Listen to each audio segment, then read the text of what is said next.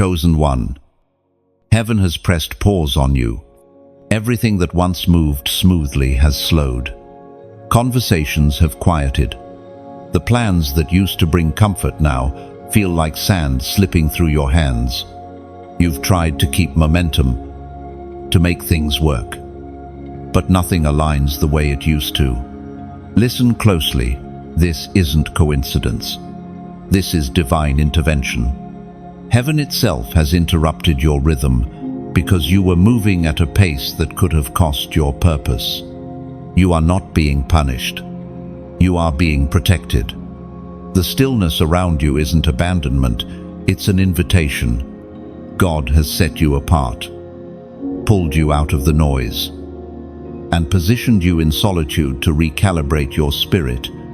What feels like emptiness is actually the sacred chamber of preparation. Every chosen one faces this divine pause. It's that holy moment when heaven says, "Be still." It's the place between what was and what will be, where vision is refined, character is purified, and destiny is rewritten. You may not understand it now, but this interruption is an answer to prayers. You forgot you prayed. You asked God to take you higher, and He answered by removing distractions. You asked for peace, and He responded by silencing chaos. As you stand in this quiet, something deep within you stirs a knowing that you are being reshaped for something greater. You can't see the full picture yet, but heaven sees beyond your horizon. The ache you feel isn't loss, it's expansion. The emptiness is the echo of divine transformation. Now, heaven begins whispering your true identity back to you, the one the world tried to bury under labels and expectation. You are not who they said you were. You are who God designed you to be before time began. This revelation alone demands stillness to receive it. In this silence, your senses awaken. You start recognizing the subtle presence of God in small things, the breath of morning air, the warmth of sunlight, the rhythm of your own heartbeat. Every beat reminds you that heaven still has business to finish through your life. The refining hurts, but it heals. God removes what contaminates so that purpose can breathe again. The fire you feel isn't meant to consume you, but to clarify you. Like gold, purified 7 times. What remains after the burning is everything truly divine within you. And when the shaping feels endless, remember this truth: waiting seasons aren't wasted seasons. Seeds don't grow in noise but in hidden soil. You are in that hidden place now, and heaven is watering your destiny in silence. Trust the process. Divine growth always begins underground. According to what is revealed in the book of Isaiah, chapter 43, verse 19, "See, I am doing a new thing. Now it springs up. Do you not perceive it? I am making a way in the wilderness." Let that truth wash over you. God is doing something new, even here, in the silence, in the stillness, in the uncertainty. You've been clinging to the old because it's familiar, but heaven is birthing the unfamiliar that will carry you further than comfort ever could. The wilderness you fear will become the runway for your breakthrough. And as the new thing begins to form, confusion may try to cloud your faith. You'll question the timing, the purpose, and even yourself. But do not let doubt undo what divine design has already set in motion. The unseen hand of God is still guiding every hidden detail of your story. This birthing season will stretch you, but it will not break you. Pain is proof that transformation is taking place, just like a seed must break before it sprouts. Your old identity must crack open to release the life within. Endure the pressure. Glory is about to emerge from within you. So, stop fighting the stillness. Lean into it. Let God redefine your vision, reset your pace, and restore your strength. This is where the noise dies and your true calling begins to speak. You are not behind, you are being refined. Every delay is a divine strategy, not a dead end. Soon, movement will return, but this time it will be heaven-powered. When God says, "Go," no wall will stand. No critic will matter. No fear will remain. But before the command comes, the lesson must settle. Trust the pause. If your spirit feels this word resonating, type 777 inches, the comments, as your prophetic confirmation, a declaration that you accept heaven's timing. And if you haven't yet, like, share, and subscribe so that other chosen ones can awaken to their own divine pause. Remember this, heaven has not forgotten you. The silence is not your ending. It is your preparation for everything you prayed for. Chosen one. The separation season has begun. What you once called loss is being rewritten as divine strategy. Heaven is not taking from you, it's protecting what's sacred within you. Every connection that fades, every conversation that ends without closure, every door that closes in silence is a sign that God is filtering your environment for the next dimension of your destiny. You have entered a divine divide, where the unnecessary begins to fall away, not because you failed, but because you have outgrown the frequency of certain people and places.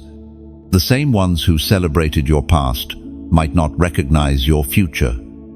And that is not betrayal, it is prophecy. Some people are anointed for your history, but not appointed for your destiny. The pain of letting go often feels like tearing, but heaven calls it pruning.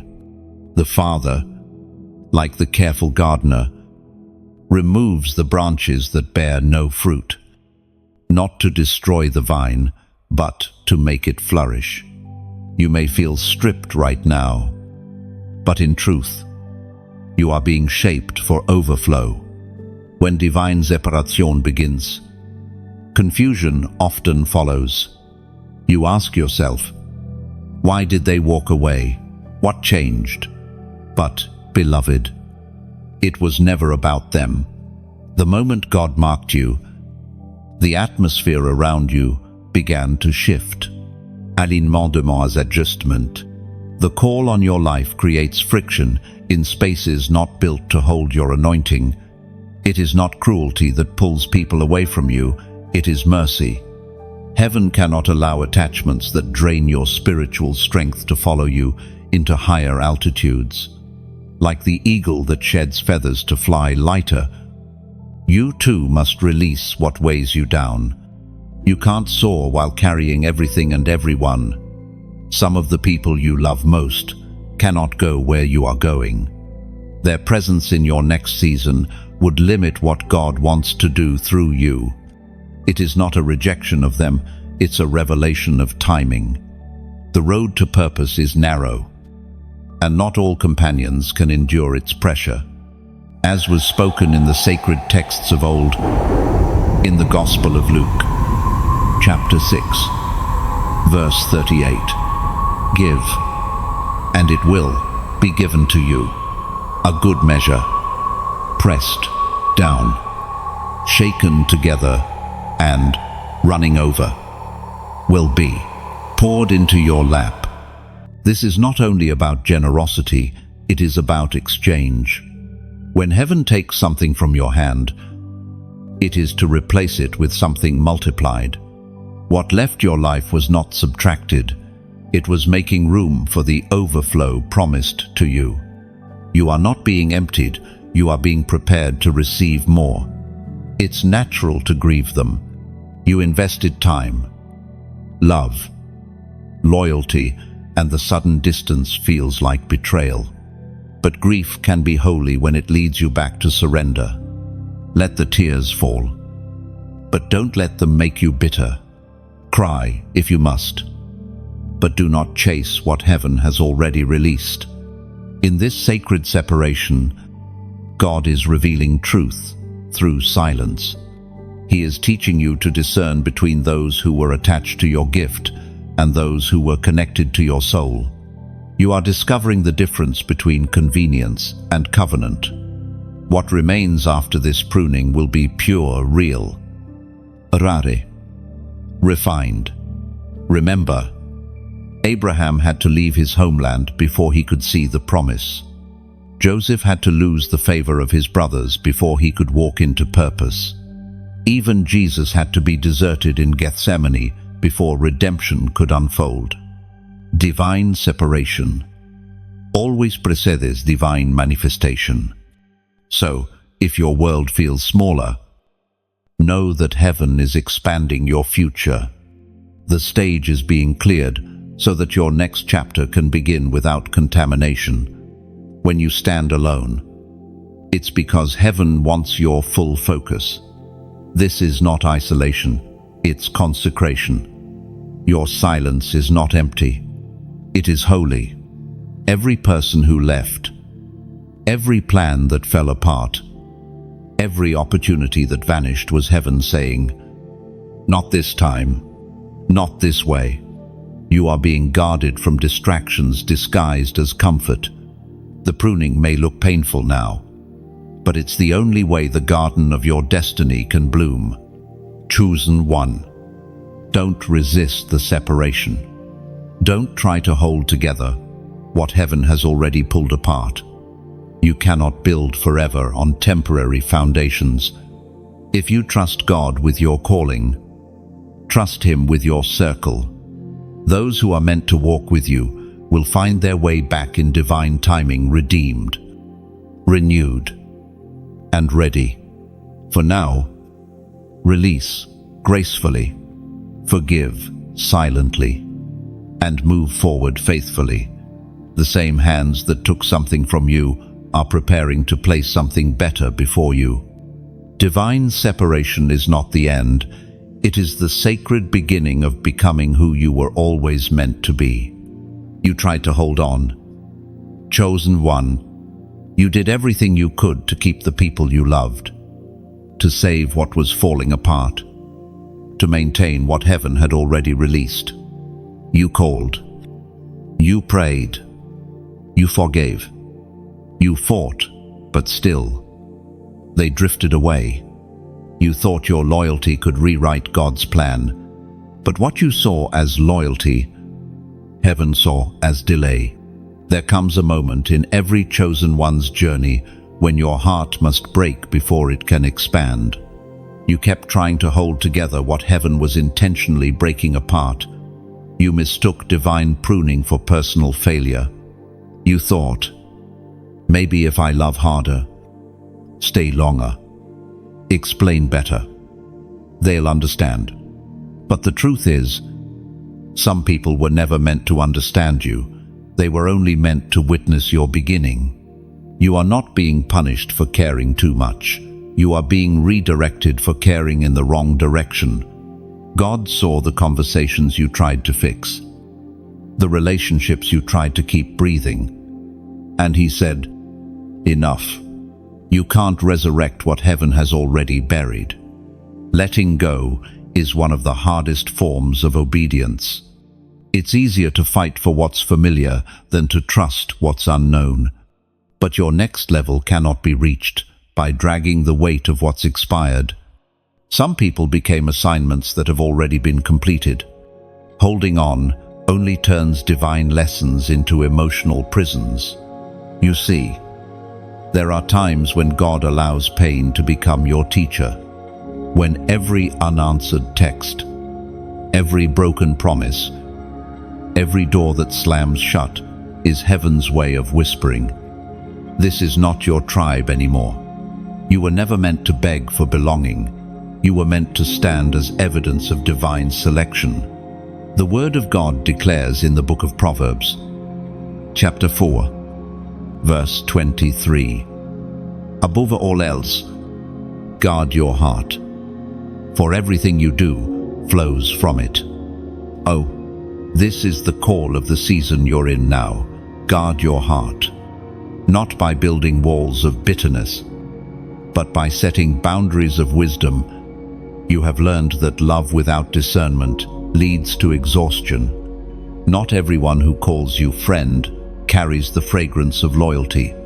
Some connections were divine for a moment, but toxic for a lifetime. So release them. Let them go with peace. Stop trying to explain what heaven has already justified. Not everyone will understand your silence, but heaven will reward it. God does not forget those who choose obedience over attachment. You have to trust that God is not removing something good without preparing something greater. Every disconnection has purpose. Every departure is direction. The same way, a rocket must detach from its boosters to break the atmosphere.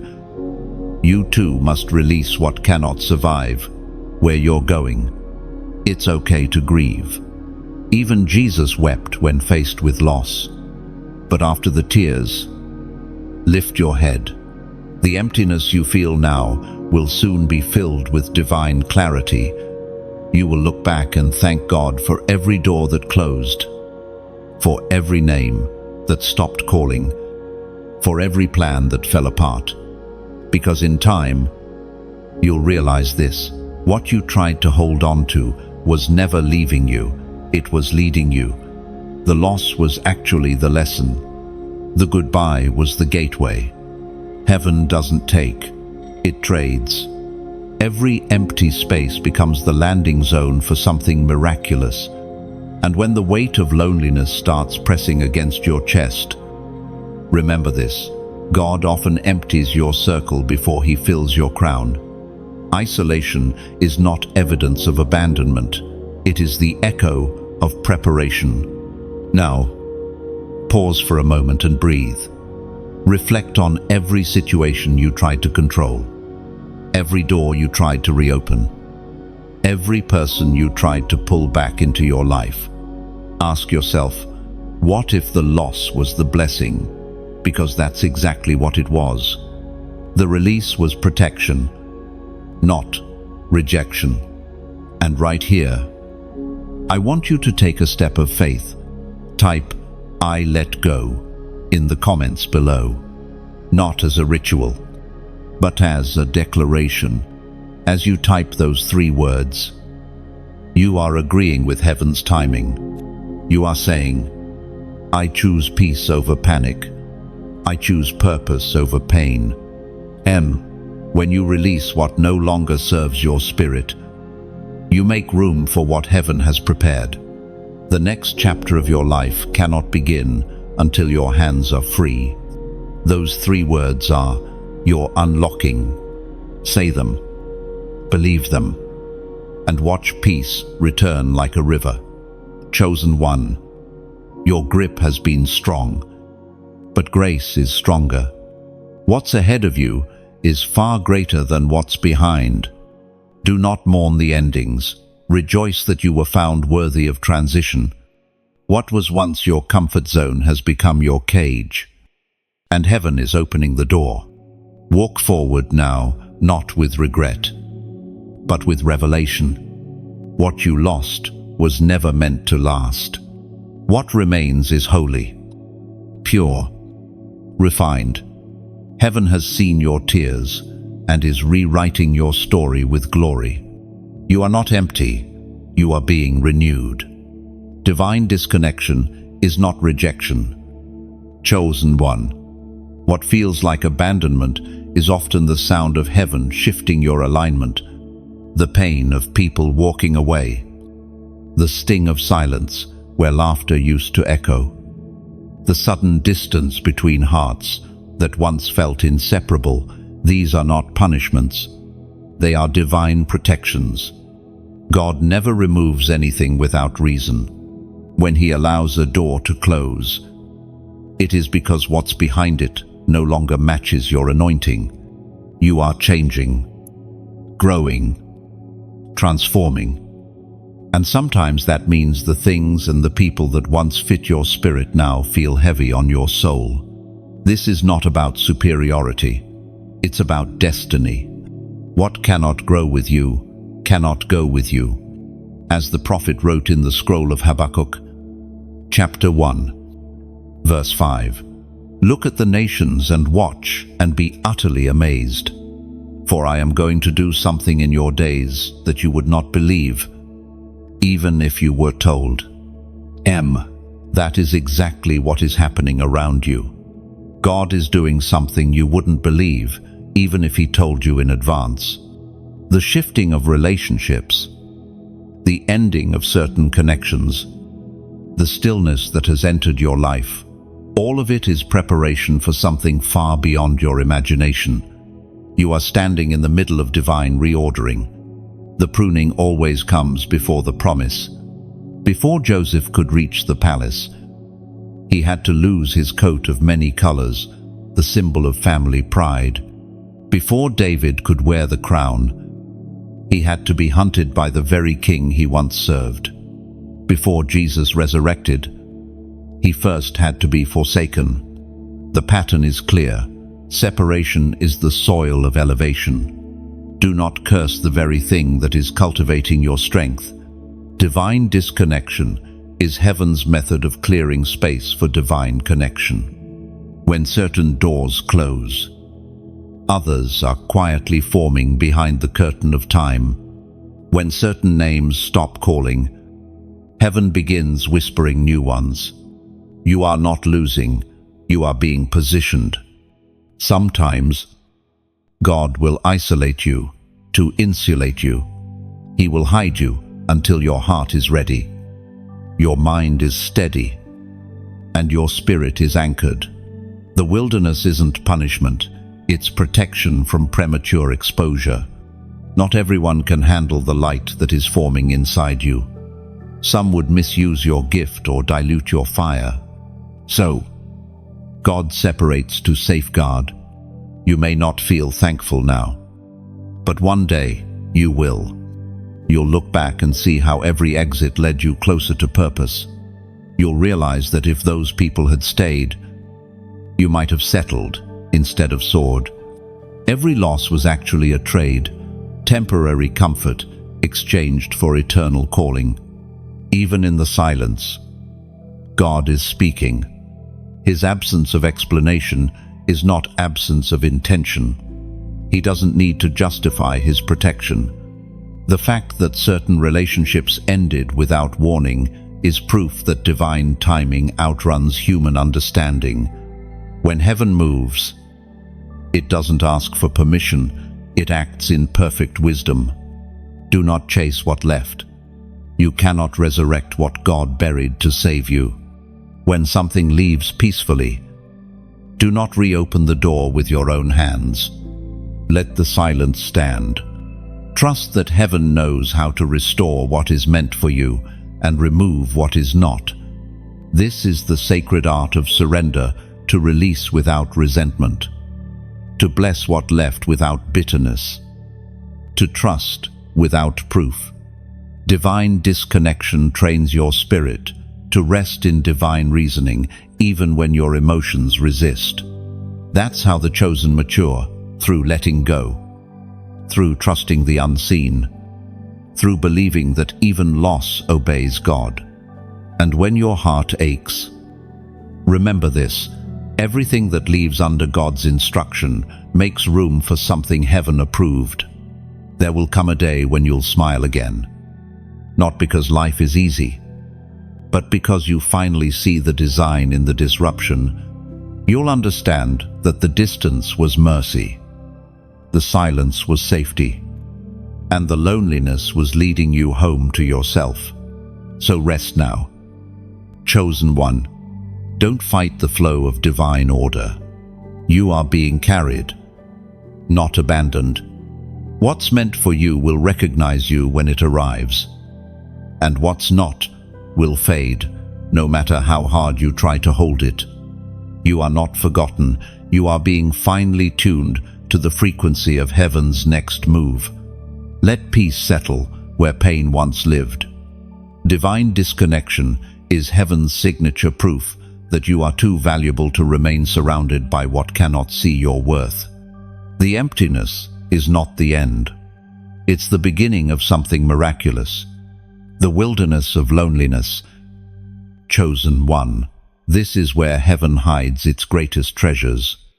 The place you feared most, the silence you thought would destroy you, is actually the sacred ground where God forges unshakable strength. Every chosen soul must walk through this valley of aloneness before they can stand in the fullness of purpose. It is here, in the hush of isolation, that your true hearing awakens. The noise of opinions has quieted. The crowd's applause has faded. And what remains is raw honesty, just you and the one who made you. It's uncomfortable. Yes, but gold never complains about the fire that refines it. You've spent so long surrounded by people who misunderstood your depth. You spoke truth, and they called it intensity.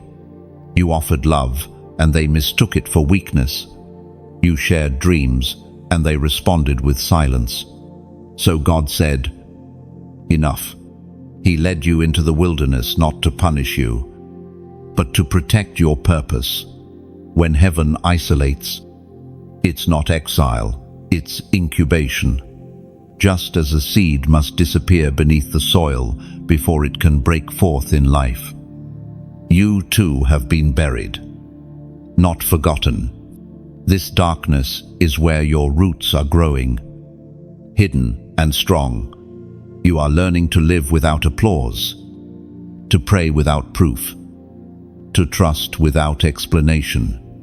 As Jesus himself declared in the Gospel of Matthew, chapter 6, verse 6, "But when you pray, go into your room, close the door, and pray to your Father, who is unseen. Then your Father, who sees what is done in secret, will reward you." ND. Loneliness, when surrendered to God, becomes holy solitude. It's the forge where your faith turns from fragile to fierce. It's where you stop asking for validation and start listening for revelation. The wilderness strips away distraction so that divine instruction can take root. You are being rewritten in ways the crowd could never understand. Look around your life. What you call emptiness is actually spaciousness. Heaven is clearing clutter so that something glorious can land. Just as the desert seems barren but hides rivers beneath, your dry season holds hidden nourishment. The very place that feels lifeless is where new life is quietly stirring. Beloved, you are not lonely. You are being made ready. God removes noise so that your heart can hear the rhythm of heaven again. He takes you away from others so that when you return, you'll carry something worth giving. Moses found his mission in the wilderness.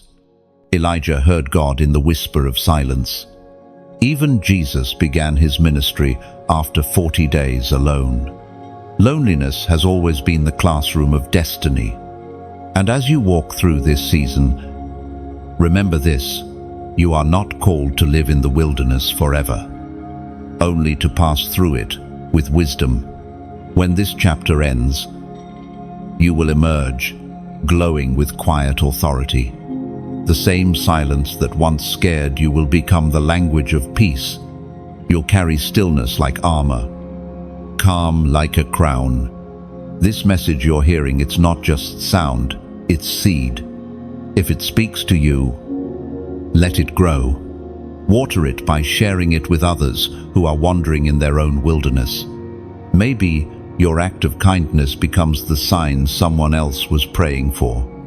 That's why I ask, gently, from my heart to yours, if this word has touched you, like, share, or subscribe so that it can reach another soul who feels forgotten tonight.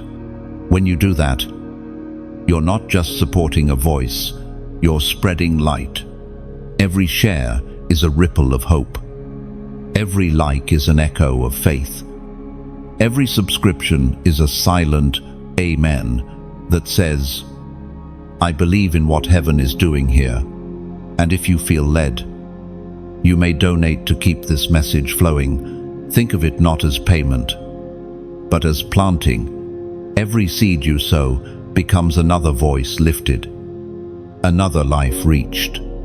Even a small gesture becomes oil in the lamp that keeps the flame burning for countless hearts. The wilderness teaches one final truth. Everything multiplied in public was first sustained in private. What you support in secret, heaven multiplies in light. You are part of this divine chain, the messenger, the message, and the miracle all woven together. So don't fear your wilderness anymore. Embrace it as your sacred proving ground. Let it purify your motives, renew your strength, and tune your heart to heaven's frequency. The loneliness that once broke you will soon become the silence that empowers you. When you finally step out of this wilderness, the world won't recognize you, but heaven will. Your footsteps will carry the fragrance of intimacy. Your words will carry the weight of truth. And your eyes will reflect the peace of one who walked with God in secret. You are not alone. Chosen one. You are being authored in silence, prepared for revelation. The wilderness is not the end, it's the womb of what's next. When familiar faces turn away, chosen one. The ache cuts deeper than words can say. The ones you trusted, the ones you thought would stay, suddenly become strangers. Their silence feels louder than any storm. Their distance feels like rejection. But listen closely. This, too, is divine design. What looks like betrayal is often heaven's redirection. Every chosen soul must experience this sacred breaking. It's not just about losing people, it's about learning who was truly aligned with your purpose. When loyalty fades, revelation begins. The veil lifts, and you finally see what was hidden behind smiles and promises. It hurts, but it heals. It burns, but it births wisdom. You've asked God, why them? Why now? Why this way?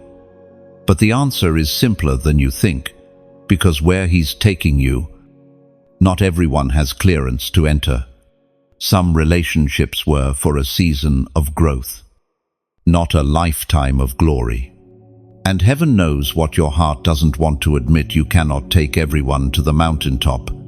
Heaven speaks clearly through the words in Deuteronomy, chapter 31, verse 6, Be strong and courageous. Do not be afraid or terrified because of them. For the Lord your God goes with you. He will never leave you nor forsake you. And that is the truth that anchors you now. When people leave, God stays. When the crowd disperses, heaven draws nearer. You are never truly alone. You are accompanied by purpose, carried by grace, surrounded by angels. Even in loss, there is divine presence.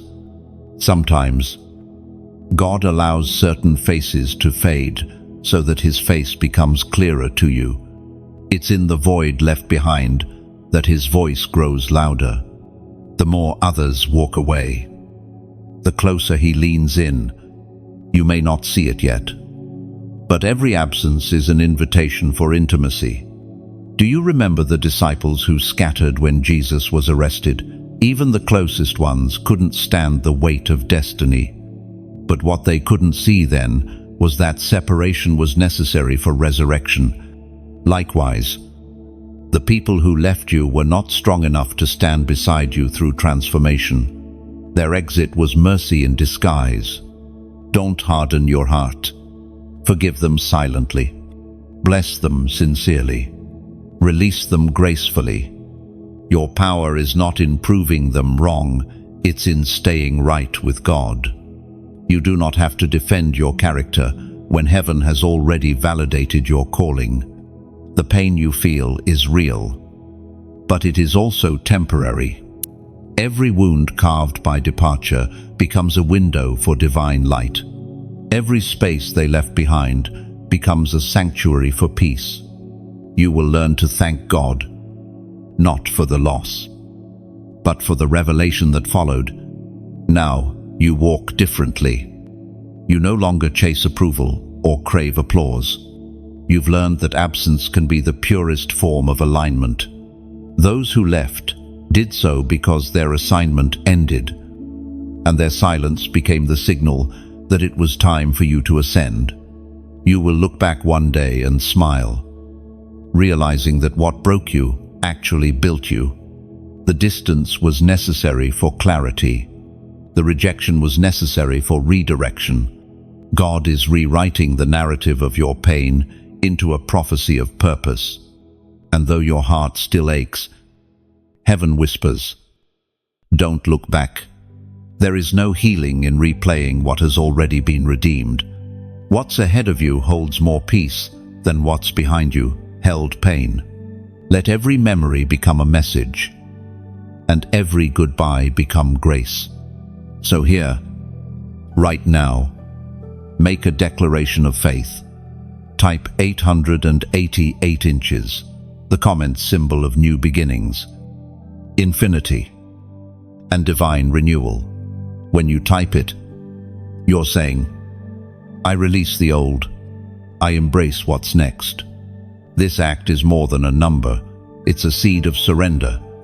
As you, though, imagine it like a small flame in your spirit, burning away the last traces of resentment, lighting up the path toward your new season. Each 888 is a spark of acceptance, a whisper of gratitude, a sign that you're choosing trust over trauma. Let it be your way of saying, even if they never apologize, "I'm free," because you are. You've graduated from needing understanding to walking in peace. What once wounded you now shapes you into the vessel heaven designed. You've entered the stage of divine maturity where you no longer chase what left you, cherish what remains. The ones who truly carry covenant will recognize you again. Not because you sought them, but because destiny will draw them back in its own timing. So stand tall. Chosen one. The faces that turned away only made space for the ones God is sending. The silence you feel now will soon be replaced with laughter born of healing. Every tear sown in solitude will return as a harvest of joy.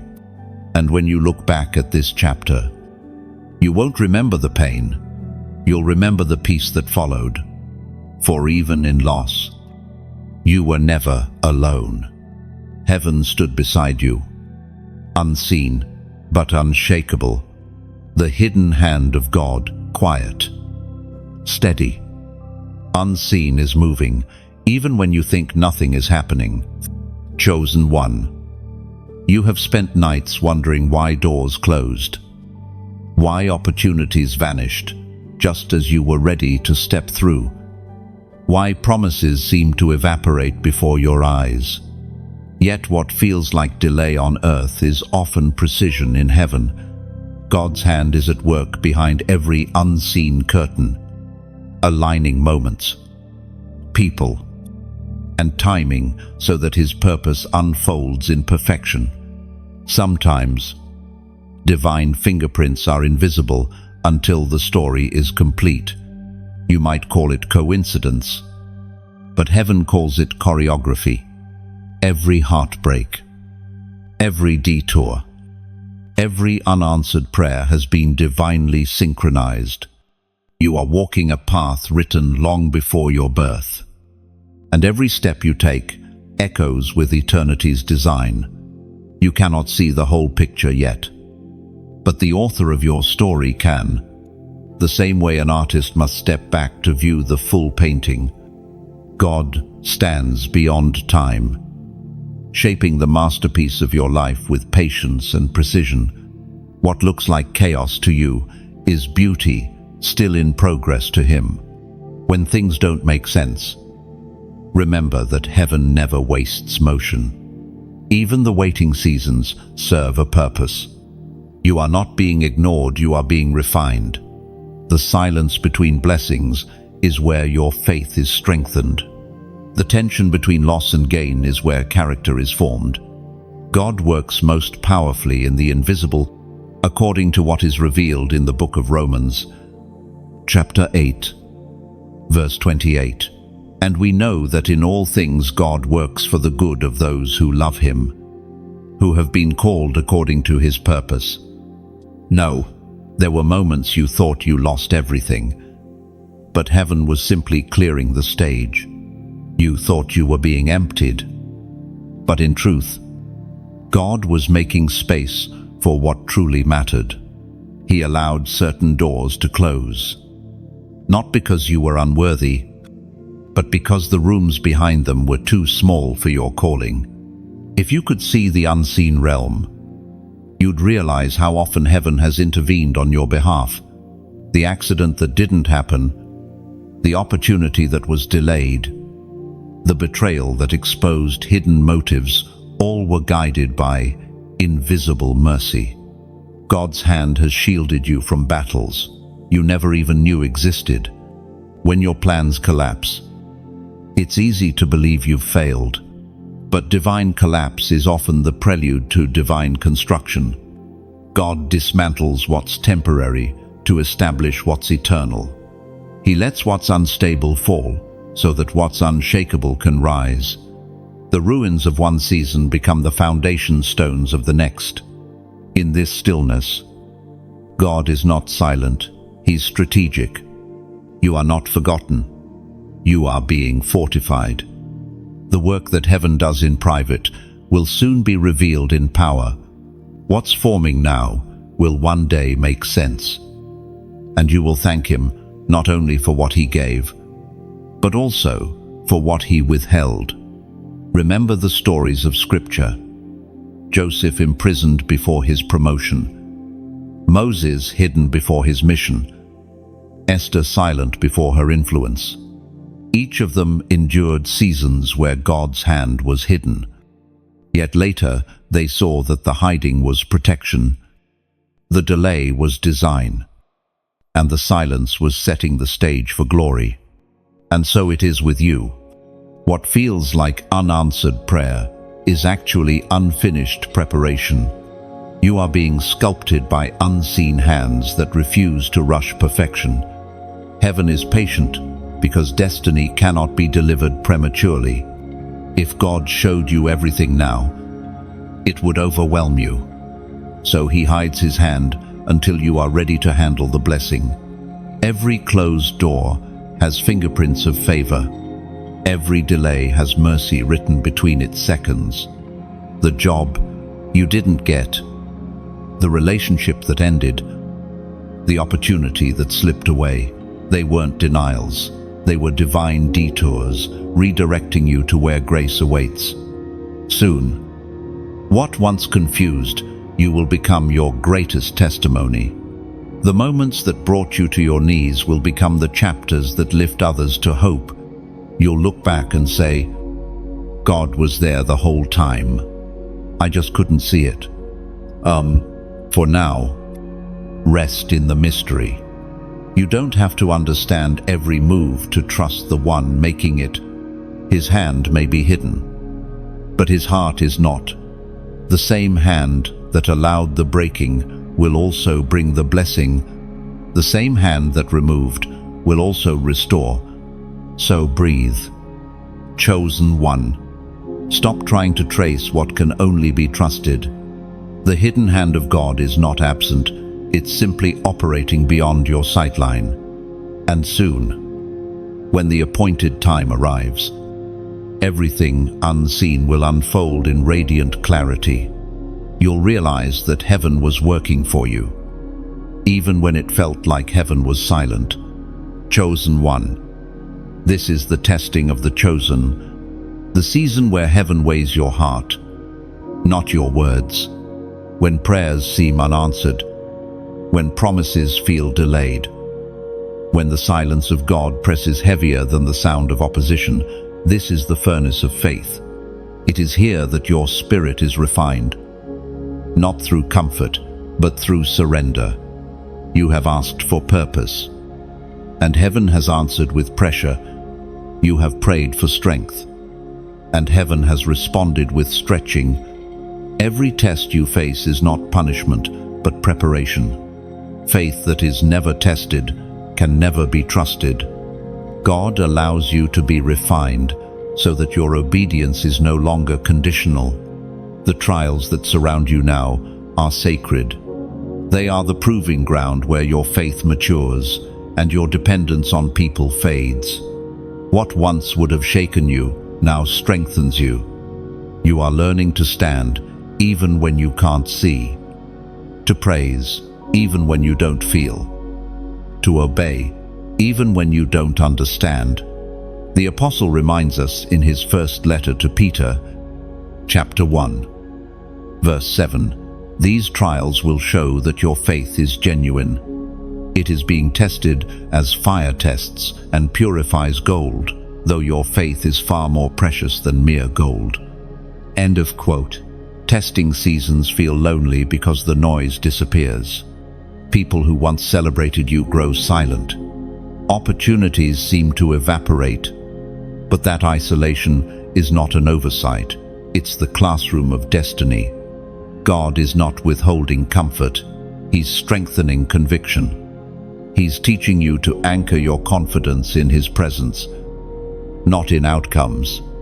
Think of the silversmith who holds metal in the flame until he sees his reflection in it. That's what God is doing with you. The heat increases until His likeness begins to appear in your character, your patience, your faith. And when He sees Himself in you, He pulls you out at the perfect time, not a second too soon, not a second too late. You may be asking, why this path? Why this pain? Because oil only flows from crushed olives. Diamonds only form under pressure. Gold only shines after fire. There is no shortcut to divine strength. The ones God trusts most are often the ones He tests most deeply. Each challenge reveals something eternal about your calling. Disappointment reveals endurance. Delay reveals discipline. Rejection reveals reliance. And all of it together reveals divine readiness. You are being equipped to handle the weight of what's coming. Without the test, the blessing would crush you. So instead of asking for rescue, ask for revelation. What are you teaching me here? God, what are you shaping in me? Because once the lesson is learned, the fire no longer burns. It begins to illuminate. In this season, your emotions will try to deceive you. Fear will whisper that you've been forgotten. Weariness will tell you to quit. But faith must speak louder than both. Even when you feel nothing, trust that heaven feels everything. Every sigh, every tear, every unspoken prayer is counted. Look back at your story. Every time you thought you couldn't survive, you did. Every time you thought it was the end, something new was born. You have a history of making it through. That same grace that carried you before will carry you again. The testing of the chosen is not a single event. It's a lifelong rhythm of refining and rising. Each wave of pressure prepares you for a greater measure of purpose. What you are enduring now is not breaking you, it's branding you with endurance. The next time storms rise, you won't tremble, you'll remember. Even Jesus was tested in the wilderness before He stepped into ministry. The Son of God Himself had to prove obedience before revealing glory. So, why should your path be any different? Testing is heaven's seal of authenticity. It declares, "This one is ready." And the key is surrender. The moment you stop resisting the lesson, peace enters. When you say, "Not my will, but yours," the battle within quiets. Testing doesn't end when you find escape. It ends when you find understanding. And here lies the paradox of divine testing. The moment you stop fighting it, you pass it. Because the test was never about your suffering, it was about your submission. Heaven doesn't measure pain, it measures trust. So, chosen one, breathe in the fire and exhale faith. The same God who allowed the storm will also still it. The same hands that stretched you will strengthen you. The same voice that was silent is about to speak again. You are being tested, not because you are weak, but because heaven sees something strong inside you that the world has yet to witness. There comes a moment, chosen one, when surrender becomes your greatest strength. After the testing, after the fire, after every unanswered question, you reach a place where striving ends and stillness begins. You stop fighting to control outcomes and start trusting divine order. That is the turning point of transformation, when your why finally bows to his will. You've wrestled with the weight of disappointment. You've tried to hold your faith together while everything familiar crumbled around you. Yet even in your breaking, heaven was bending your will toward alignment. Every tear you cried became language in the unseen realm, speaking louder than your words ever could. Heaven understood what your heart could not express. This season is not about doing more, it's about surrendering deeper. It's about releasing every timeline, every plan, every unanswered prayer back into God's hands and saying, "Even here, I trust you." That sentence, whispered in faith, carries more power than 1,000 victories achieved by force. As the Apostle reminds us in his letter to the Philippians, chapter 4, verse 7, "And the peace of God, which transcends all understanding, will guard your hearts and your minds in Christ Jesus." That peace doesn't come from having every answer, it comes from surrendering every question. The world's peace depends on control, but heaven's peace is born in surrender. When you finally release the need to understand everything, that's when you begin to feel the calm that surpasses reason. You are learning now that surrender is not weakness, it's wisdom. To surrender doesn't mean you stop caring. It means you stop carrying what was never yours to hold. It means you trust the one who sees the end from the beginning. The author who writes even your silence into sacred sentences of purpose. There's a stillness that follows, surrender a quiet unlike any other.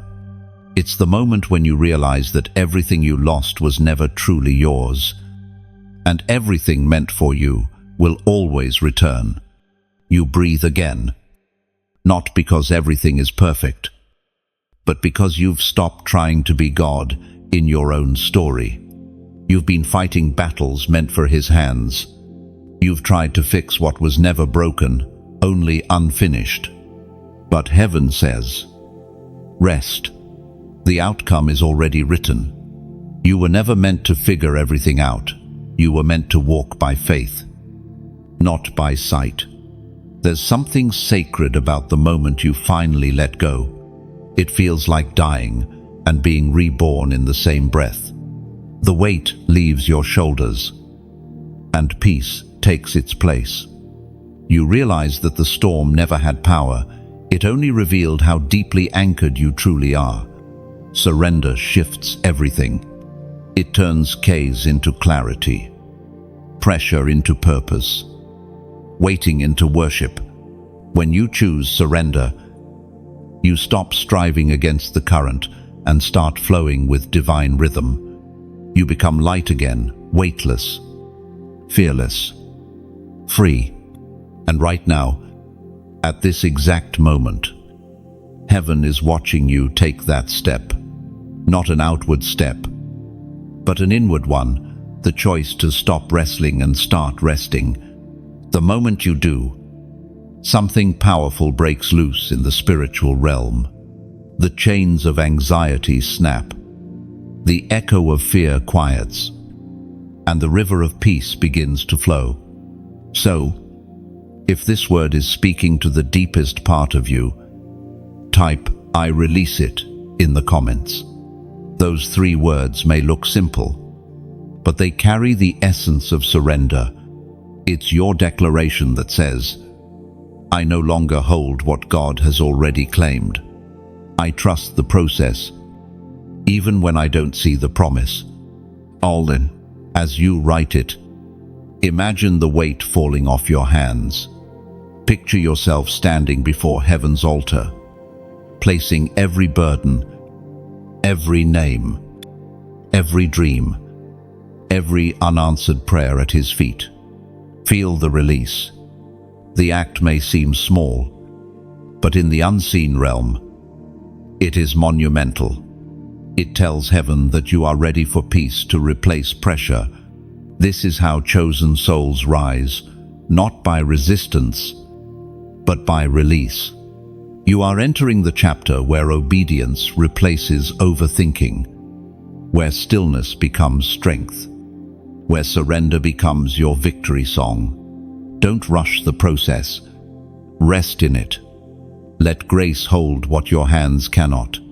Let faith carry what fear tried to bury. Every moment you trust is another stone laid on the path of destiny. Soon, you'll look back and realize that surrender wasn't losing, it was alignment. It was never about giving up, it was about growing up. God didn't want to take your control, He wanted to give you peace.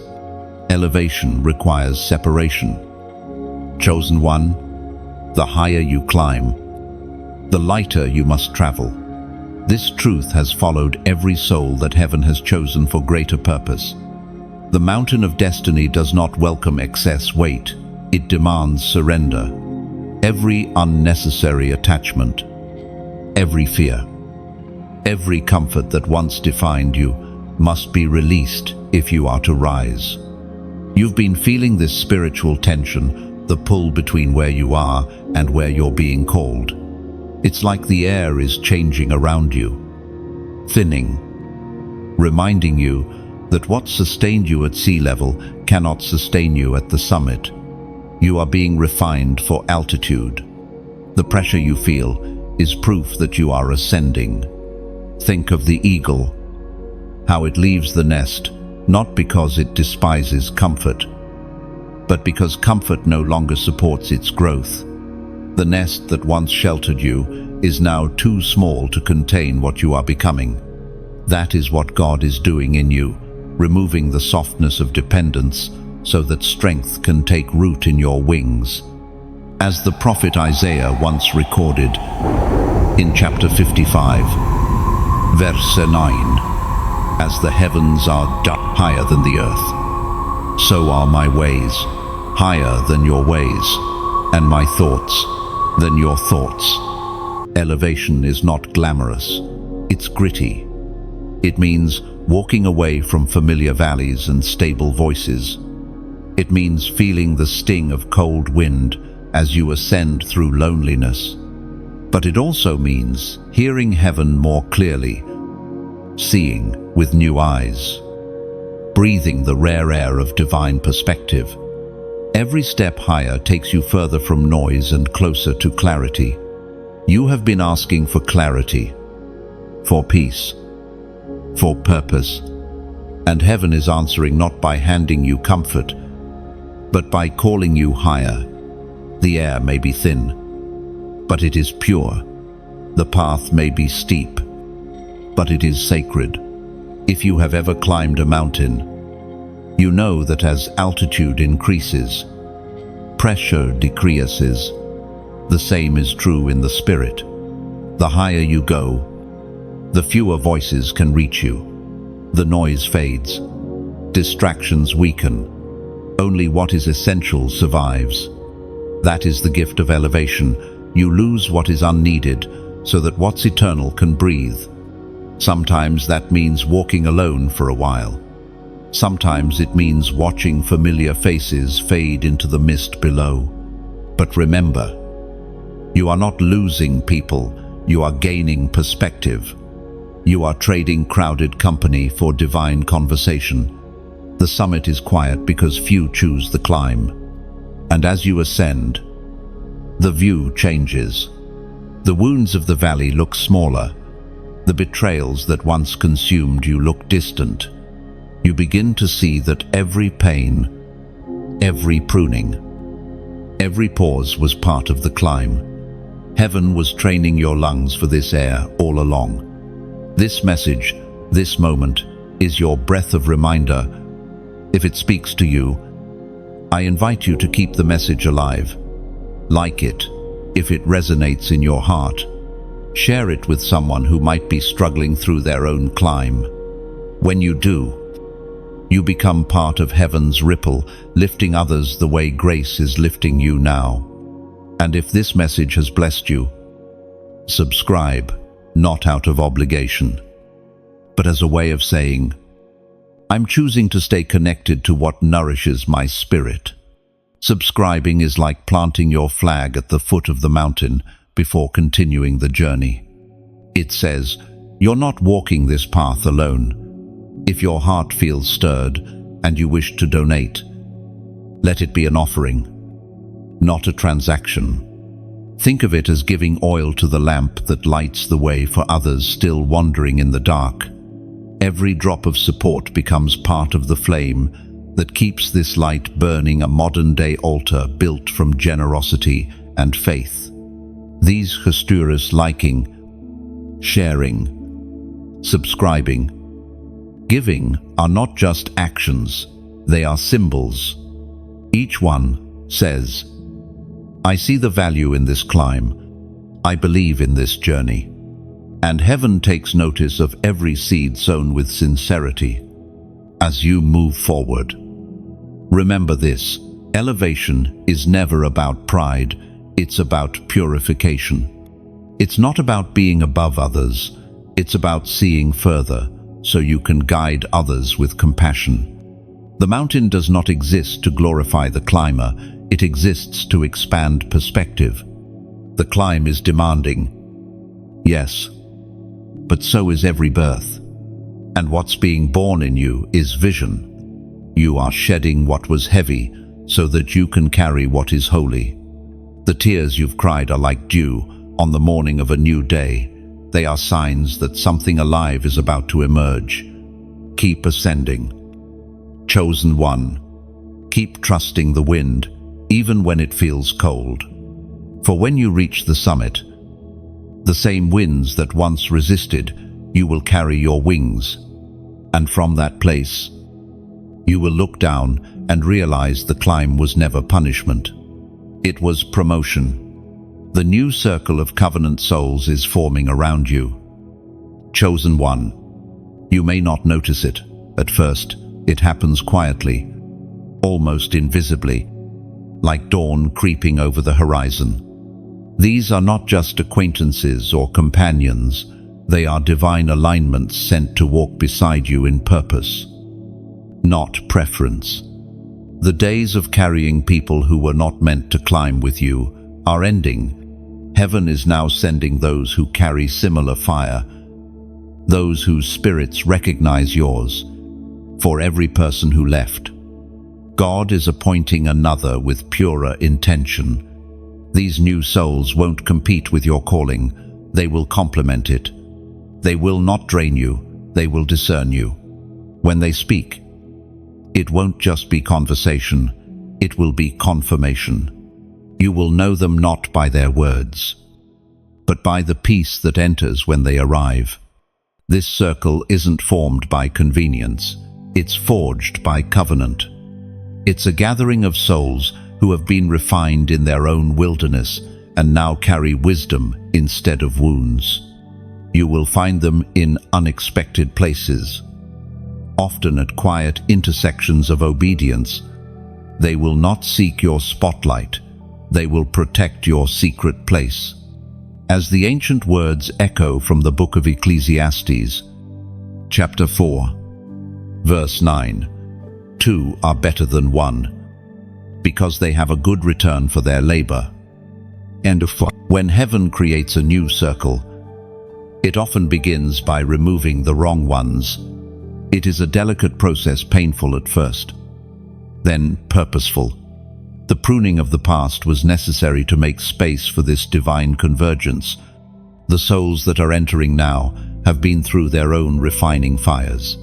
They understand endurance, humility, and purity. There is no jealousy here, no competition, no hidden agenda. You will find freedom in their presence, not tension. Their joy for your victories will be genuine. Their prayers for your journey will be pure. The energy will feel different because it is different. It is heaven-breathed. This circle is heaven's reward for your obedience in isolation. You endured the loneliness without compromising your integrity. You chose silence over revenge, patience over panic. And because you trusted the process, God is now trusting you with community. Not just any community, but one that multiplies your anointing instead of diminishing it. You will recognize them by their fruits, not their faces. They will speak life into your vision, not drain it with doubt. They will remind you of the promise when you feel forgotten. You will feel their spirit before you hear their name. The beauty of covenant connection is that it doesn't demand constant contact. It thrives on divine timing. Sometimes months may pass without communication, but when you meet again, the same spirit flows uninterrupted. That's how you know it's covenant. Time can't decay it, and distance can't divide it. You will find these souls in unexpected forms. Some will walk beside you physically, others will be digital companions, voices that speak life from afar. Some will be mentors who sharpen your discernment. Others will be students sent for you to pour into passion.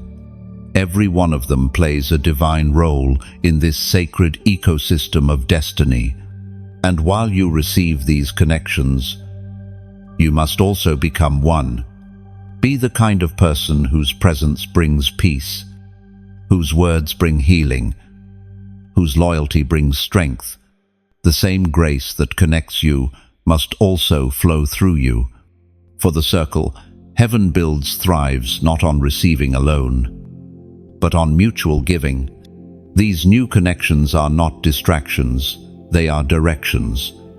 They will remind you of heaven's pace when impatience tempts you to run ahead.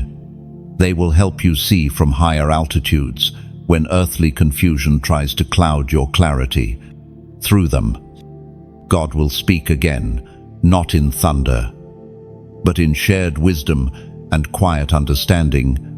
There will come a moment when you'll look around and realize, this is what covenant feels like. Safe, steady, spirit-led. You won't feel the need to guard yourself or explain your calling. You'll know that these are the ones who prayed for you before they knew your name. Heaven's design for destiny was never isolation forever. It was isolation for identification and community for continuation. Now that you know who you are, heaven sends those who know who they are. The alignment will feel like rest after years of striving. So, as these covenant souls begin to appear, welcome them without fear. Don't compare them to the ones who left. Don't hold them hostage to old hurts. New wine cannot pour into old wineskins, and new friendships cannot flourish under old suspicion. Trust the process that delivered you here, and let your heart open again. The anointing of solitude, this is where your spirit becomes unstoppable. Chosen one. The season you are in may look quiet to others, but heaven sees it as sacred movement. You are being filled, not forgotten, anointed, not abandoned. What once felt like isolation has become a sanctuary where heaven pours oil over your calling. You are learning that solitude and loneliness are not the same. Loneliness aches, solitude strengthens. Loneliness longs for company, solitude listens for clarity. God has drawn you into this secret place so He can anoint you without the noise of the crowd. Public power is always preceded by private pouring. Think of David, hidden in the field, tending sheep when no one was watching. Think of Moses, exiled in the desert before leading a nation. Think of Jesus, praying in the garden before redeeming humanity. Every great anointing begins in silence. The oil flows where the world isn't looking. The voice of God thundered in the book of Exodus, chapter 33, verse 14. My presence will go with you, and I will give you rest. Lek, you once thought your worth depended on visibility. You believed that being unseen meant being unimportant. But now, in this sacred quiet, you understand. The seed grows underground long before it's seen in sunlight. The anointing works the same way it matures in hiddenness. The absence of attention is not the absence of anointing. It's the space where your strength takes root. In solitude, God teaches you to walk differently. You start to discern between noise and direction, between emotion and truth. Your dependence on affirmation begins to fade, replaced by the stability of divine approval. You realize that the applause of men could never sustain the weight of your calling. Every time you choose to stay faithful in the quiet, heaven adds weight to your oil. Every moment of discipline in private becomes authority in public. You are learning endurance, patience, and peace, qualities that can only grow away from the spotlight. Some will wonder why you disappeared for a while. They won't understand that your absence was your advancement. You weren't running away. You were being rebuilt. You were not hiding out of fear. You were being hidden for formation.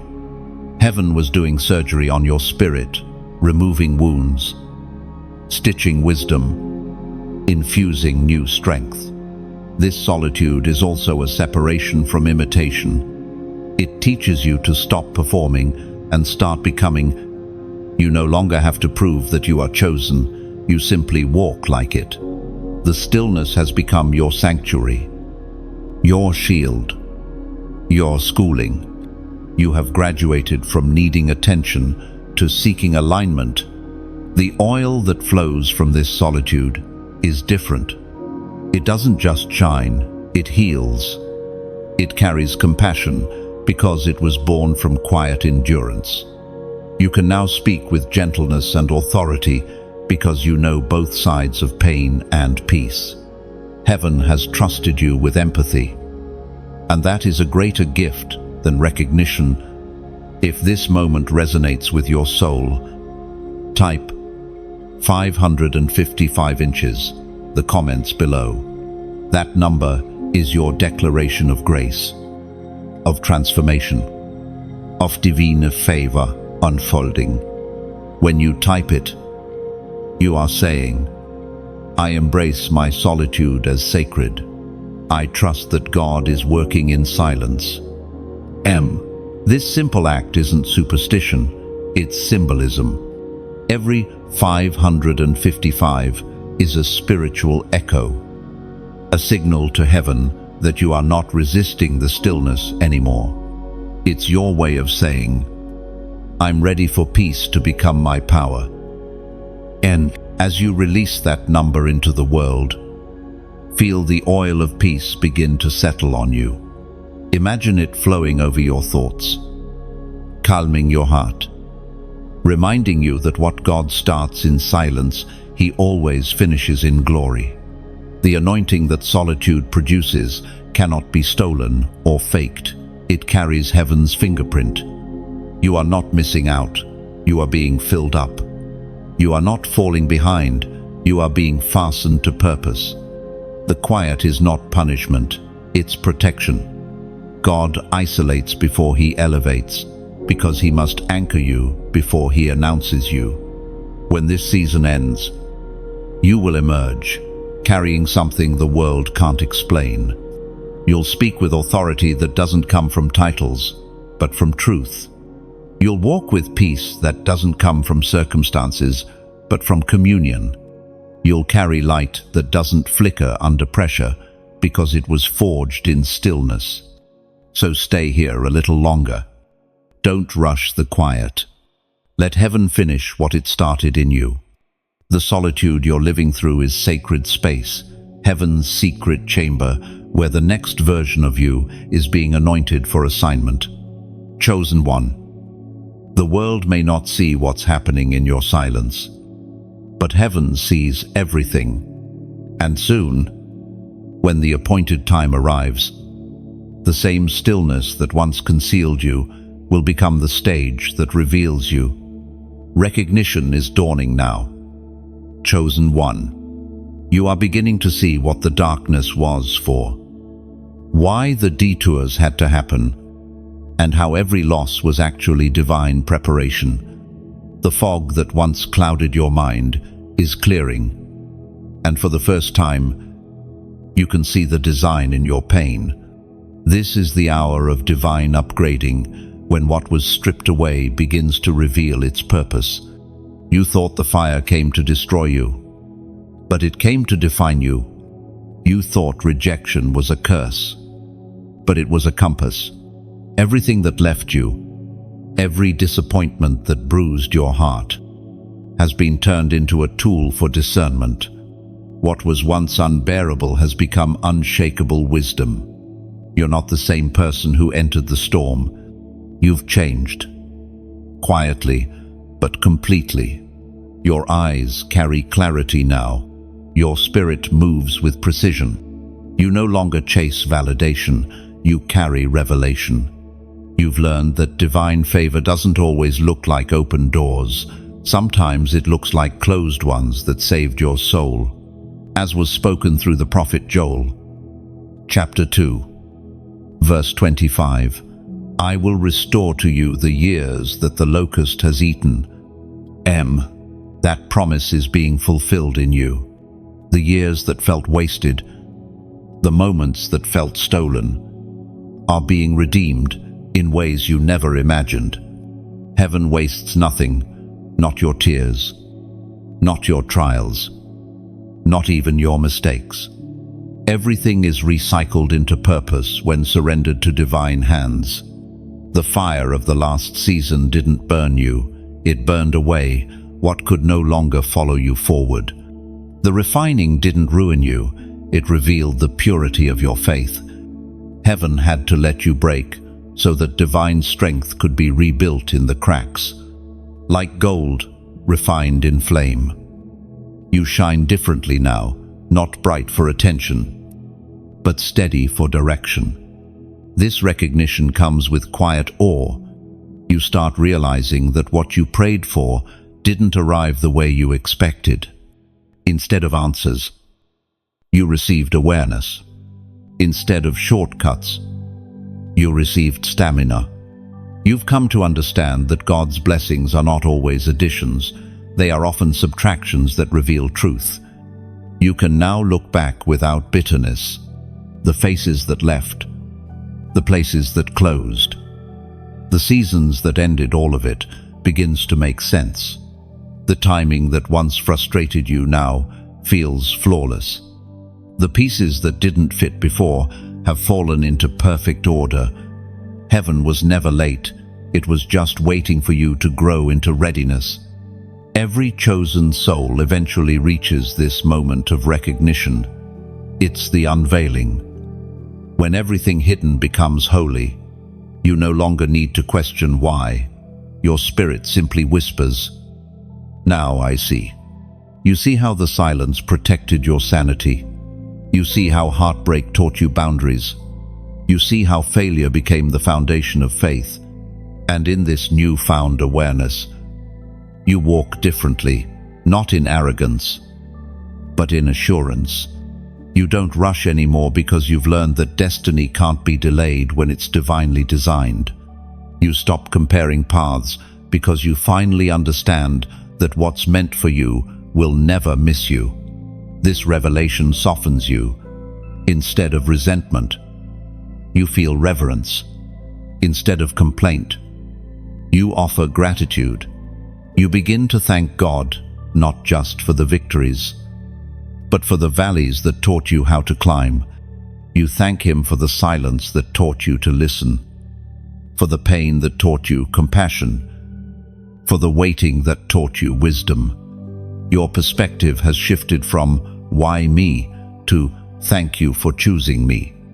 Because now you understand, being chosen never meant being comfortable. It meant being cultivated. The things you once called curses have become confirmations that you were always set apart. This recognition also brings responsibility. You now carry revelation others are still searching for. You know how it feels to break, to heal, to rise again. You've walked through fire without losing your faith. And now you carry the scent of testimony. Heaven has entrusted you with empathy. And that is one of the rarest anointings of all. From here forward, your discernment will guide others. You will speak peace into panic because you've known panic personally. You will lead with gentleness because you remember what it felt like to be lost. Your scars will become sermons, not of pain, but of perseverance.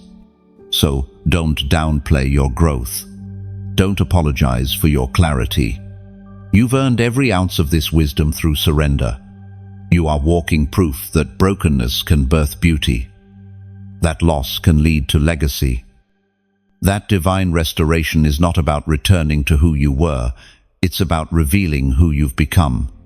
The recognition of divine upgrading is not a moment, it's a mirror.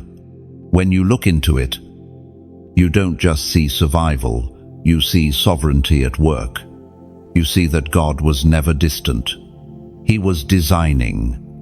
And as you stand here, with peace in your chest and light in your eyes, heaven whispers once more, "Now you understand. Now you are ready." Reversal of perspective. That's what this chapter is about. Chosen one. You are finally beginning to see everything from heaven's angle, not human eyesight. What once appeared as chaos now reveals its choreography. What once looked like rejection now shines as redirection. This is the sacred reversal, when pain turns to purpose and confusion turns to clarity. You stand at a spiritual crossroads, looking back over the road you've walked. At first, it seemed twisted, marked by detours and delays. But now you can see how every turn led somewhere intentional. The path that felt broken was, in truth, our divine map written in invisible ink. Only time and trust could make it visible. Your understanding is no longer shallow. You no longer measure blessings by comfort or success. You measure them by growth. The storms that once made you tremble now make you thankful. The wilderness that once terrified you has become your training ground. The valley that once felt like punishment has become your place of revelation. You see now that God was not hiding from you. He was hiding you. The prophet declared in the book of Isaiah, chapter 61, Verse 3. To bestow on them a crown of beauty instead of ashes, the oil of joy instead of mourning, and a garment of praise instead of a spirit of despair.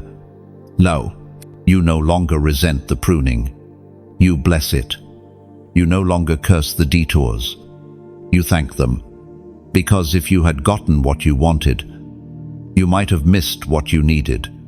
Every unanswered prayer was heaven's gentle way of saying, I have something better. Every closed door was a shield against something your eyes couldn't yet see. This reversal of perspective is maturity, the shift from asking, why me, to declaring, thank you for choosing me. You have outgrown the version of yourself that thought peace required control. You've learned that faith doesn't always explain, it sustains. The weight on your shoulders feels lighter, not because life changed, but because your vision did. You no longer see obstacles as punishments. You see them as opportunities for divine participation. You've stopped asking for escape and started asking for endurance. You're no longer trying to avoid the fire. You're learning to walk through it with grace. When you see from heaven's view, everything becomes connected. You realize that the pain of one season prepared you for the responsibility of the next. The waiting built endurance, the loss built empathy, the silence built discernment. The story has always been leading here to wisdom, and with wisdom comes gentleness. You stop judging others for not understanding what you had to learn through fire.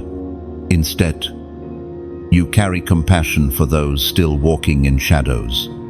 You know now that divine timing cannot be rushed, and understanding cannot be forced.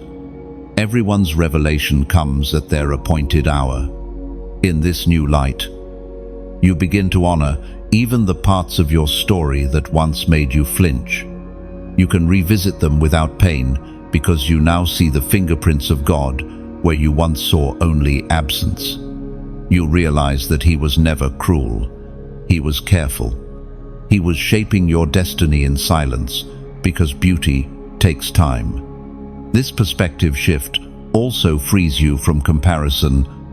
You no longer look at others with envy or self-doubt because you understand that each calling carries its own curriculum. You're no longer jealous of someone else's harvest because you now appreciate the sacredness of your own soil.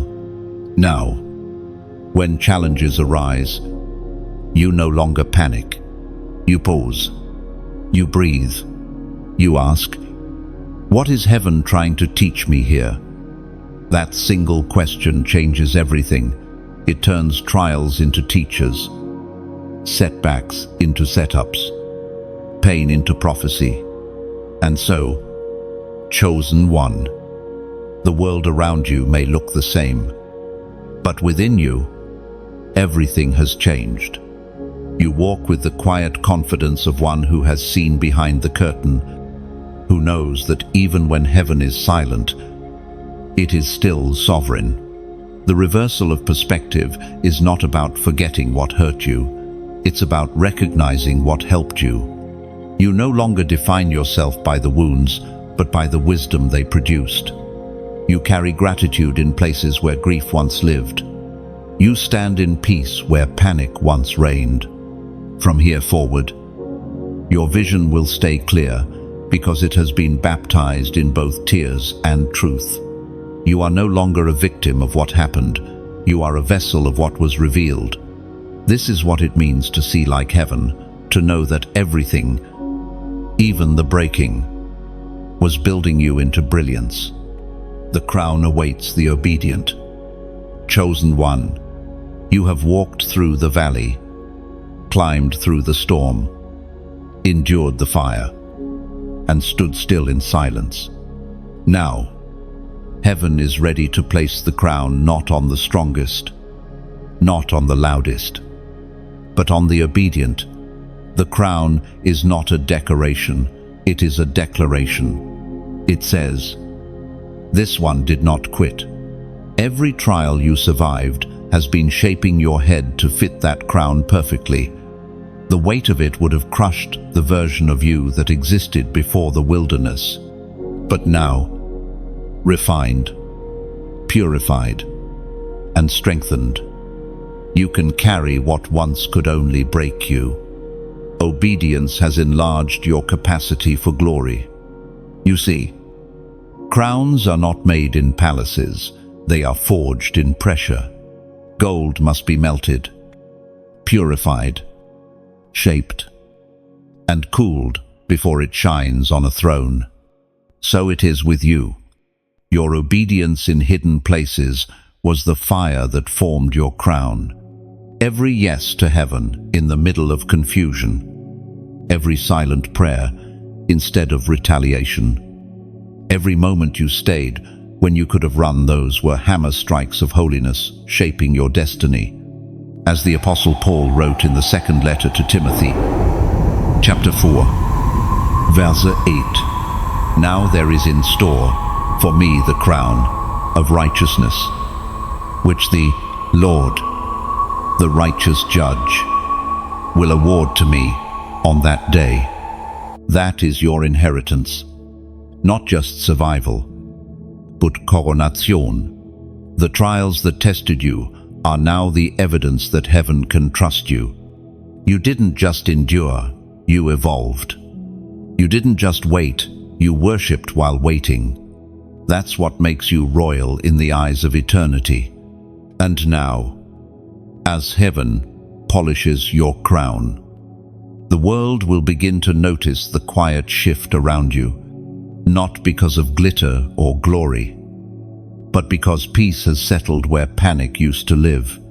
You walk with calm authority, a confidence that doesn't shout, but shines. People will sense something different in your presence, a light, a steadiness, a grace that only obedience could produce. That is your crown. It isn't gold on your head, it's glory in your spirit. It's the way you respond with peace when provoked, the way you forgive when forgotten, the way you stay kind when misunderstood. Heaven's royalty is recognized not by robes, but by resilience. If this message speaks to something deep inside you, take a moment and help it echo. Like this message, not for numbers, but for remembrance, so you can return to it when the battle feels heavy again. Every like is a little flame that keeps this altar burning bright. Share it with someone you know is fighting silently. When you do, imagine handing them a piece of light in the dark, a torch saying, "Keep going. You're closer than you think."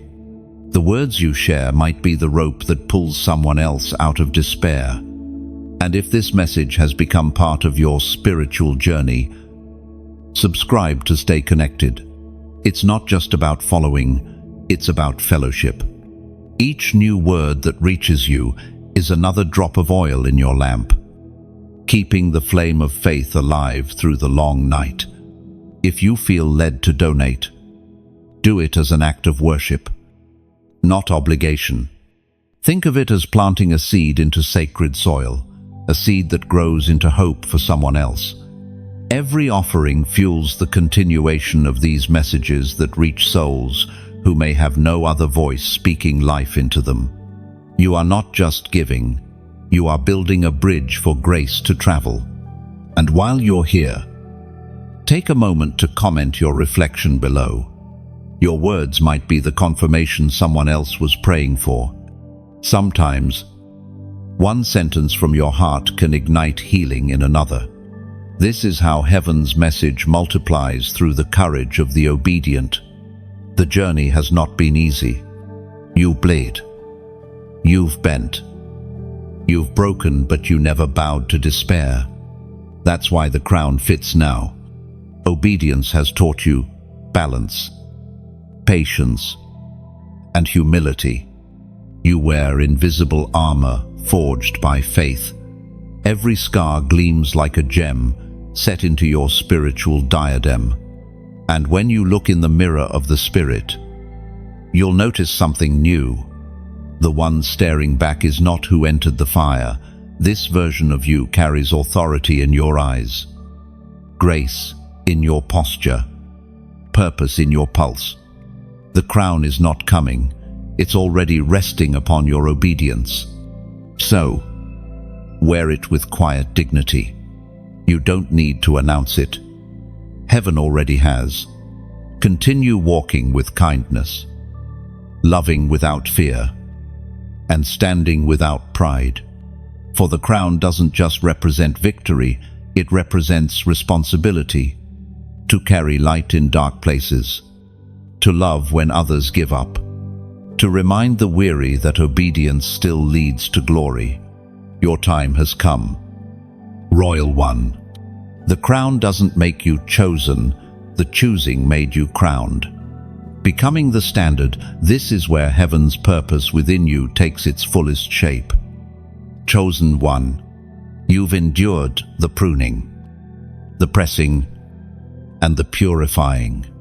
Now you stand as evidence of what faith, fire, and fortitude can produce when they meet divine design. You are no longer just a survivor of your story, you are the standard that others will look to when they lose their way. To become the standard is not to claim perfection, but to embody perseverance. It means your scars now speak wisdom, your silence carries strength, your peace has become your loudest sermon. You no longer need to convince anyone of your calling. Your consistency has already done the talking. The mark of the chosen is not power, it is purity. The way you respond when no one is watching reveals more than any public display ever could. God has been shaping your character quietly, chiseling away pride, trimming impatience, and carving endurance into your soul. The standard you now carry is not self-made, it is heaven-fashioned. As the ancient psalmist once declared in the book of Psalms, chapter 1, verse 3, that person is like a tree planted by streams of water, which yields its fruit in season and whose leaf does not wither. That is you now, a rooted one, steadfast, flourishing in divine timing. The storms no longer uproot you because your roots go deep into truth. You are unshaken by opinions, unbothered by chaos, unmoved by pressure. You know who you are and whose you are, and that knowing has become your armor. To be the standard is to live as proof that obedience works. Your life becomes a silent testimony that righteousness still matters in a world drowning in compromise. You show that kindness is not weakness, that humility is not fragility, that forgiveness is not surrender, but strength. Every choice you make now carries weight because it reflects the one who sent you. The standard is not about being better, it's about being different. While the world rushes to be seen, you have learned to be steady. While others chase approval, you chase alignment. You move in rhythm with heaven's heartbeat, and that rhythm has become your peace. Becoming the standard also means being tested publicly after being prepared privately. There will be eyes watching how you handle success, how you respond to honor, how you carry influence. Heaven trusts you with visibility only because you learned integrity in obscurity. You have proven that you can be celebrated without becoming corrupted. Your calm presence will begin to convict chaos. Your mercy will confuse bitterness. Your grace will disarm pride. You won't need to preach, your posture will prophesy. People will see the way you endure and start to believe that faith is still real. They will see how you forgive and begin to think that love is still possible. You will become living proof that holiness and humanity can coexist in harmony. This is the quiet reward of obedience. You didn't chase platforms, but purpose found you. You didn't demand recognition, But heaven gave you reputation, not the kind that fades with applause, but the kind that echoes in eternity, the reputation of one who remained faithful when no one was watching. There's a divine dignity that comes with this season. You no longer explain your worth. You express it through action. You no longer defend your calling. You demonstrate it through endurance. People may try to understand your peace, but they can't, because it's not natural, it's nurtured by grace. The standard doesn't mean perfection, it means purity of motive. It's not about never falling, it's about always rising. You've learned how to fall forward, how to turn failure into fertilizer. You've become fertile ground for faith to grow in others. And this is how heaven changes the world. Not through noise, but through nobility. Not through crowds, but through consistency. You are the quiet revolution, a living reminder that integrity still has a pulse, that hope still has a home. To carry the standard means to carry responsibility. Others will draw from your example, and that can feel heavy. But the same hands that anointed you will uphold you. You are not bearing this weight alone. Grace moves within you like unseen strength. The yoke of calling becomes light when carried with love. Every word you speak, every act of mercy, every moment of patience becomes a ripple that touches eternity. You have become a living invitation to the presence of God. When people encounter you, they will sense something ancient and eternal, a peace that cannot be explained, only experienced. So walk with humility. Chosen one, you are not a monument to perfection, you are a mirror of mercy. The standard you carry points beyond yourself to the source who shaped you. Let your life remain an altar where heaven continues to meet earth. Becoming the standard was never about being admired. It was about being available. And now, you are a vessel filled with wisdom, anchored in peace, ready to pour into a thirsty world, destined beyond the departed. These words now ring as truth over your life. Chosen one, the journey that began in heartbreak has led you here, to wholeness. You have walked through loss, through silence, through seasons of divine isolation, and you have emerged not bitter, but brighter. Every person who left, every plan that ended, every dream that shifted was never a subtraction, it was redirection. The story was never about who stayed or who left, it was about who you became. What once looked like abandonment has revealed itself as alignment. Those who departed were not enemies, they were exits written into your script, so that the right characters could enter at the right time. You bless them now, not because it didn't hurt, but because the pain itself has been transfigured into peace. You no longer look at loss as loss, you see it as liberation. The people who could not understand you were never meant to accompany you into this altitude. Their leaving did not delay you, it delivered you. The release you once feared became the wings you now fly with. We are reminded through the writings of David in the Psalms. Chapter 30, verse 5, weeping may endure for a night, but joy comes in the morning. This is what destiny looks like. It doesn't erase pain, it redeems it. Every heartbreak has become a hinge on which heaven turned your story. You see now that if those people had stayed, your growth might have been stunted. If those doors had remained open, your faith might have stayed shallow. The very things that seemed to break you were actually building the strength required for your next chapter. You stand now as living proof that endings are not the opposite of beginnings, they are the birthplace of them. What you thought was over was actually the preparation for something eternal. Your spirit, once weary, now walks in rhythm with heaven's heartbeat.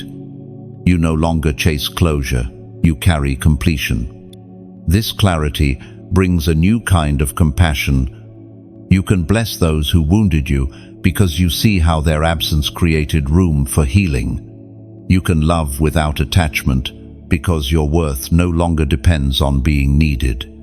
You have learned that forgiveness is not agreement, it is freedom. Destiny, you've discovered, is not about recognition or reward, it's about revelation. It's about understanding that every departure was a divine delivery system. Each goodbye carried a message: go higher. You may have lost people, but you found presence. You may have lost comfort, but you gained calling. And in that sacred exchange, heaven balanced every equation. You are walking now in a peace that doesn't need proof. The noise of the world feels distant. The pull of the past no longer holds power. You can visit memories without bleeding. You can remember names without pain. That's how you know you've healed. You remember, but you don't relive. The beauty of this moment is that you can finally stand still and see how everything connects. The paths that once seemed fragmented form a pattern of purpose. The tears that once blinded you now water gratitude. Every broken piece has become part of the mosaic of your becoming. You no longer fear endings, you honor them. And as you look forward, there is no more striving, no more proving, no more chasing. You have learned to rest in divine flow. You trust that the same God who walked you through loss will lead you into legacy. You understand now that destiny is not about reaching, it's about releasing. This freedom you carry will draw others who are still trapped in their own goodbyes. Without trying, you'll become a living testimony that survival is not the end game. Transformation is. You'll speak peace simply by being at peace. You'll offer healing simply by existing as healed. You are no longer trying to fit into rooms that your spirit has outgrown. You no longer shrink to make others comfortable. The version of you that doubted, that begged, that clung has dissolved in grace. What stands here now is steady, Zopha'in, and surrendered. Heaven smiles because you finally understand it was never about what you lost, but about what you gained in the losing. Strength, clarity, compassion, peace. The things you cannot hold, but can never lose. So, as the final pages of this chapter turn, let gratitude fill your lungs. Breathe in the lessons. Exhale the lingering pain. You are walking forward, not as the broken one, but as the rebuilt one, whole, healed, and holy. The journey that began in tears ends in triumph. Not because the pain vanished, but because purpose emerged. You are destined beyond the departed, and from this moment on, you no longer mourn what left you. Bless it, thank it, and rise beyond it. Chosen one, if these words have spoken to your soul, take a breath and honor this moment. You have walked with me through valleys and climbed to revelation's peak. What you have just experienced is not merely a message, it is a mirror of your own awakening. You have seen how heaven writes beauty through breaking, how loss births legacy, how obedience builds crowns. Now, let this message ripple outward. Like this, if it stirred something deep within you, so it stays close when your spirit needs reminding. Share it with someone who's still standing in their night, so they too can glimpse their morning. Take a moment to comment your reflection below.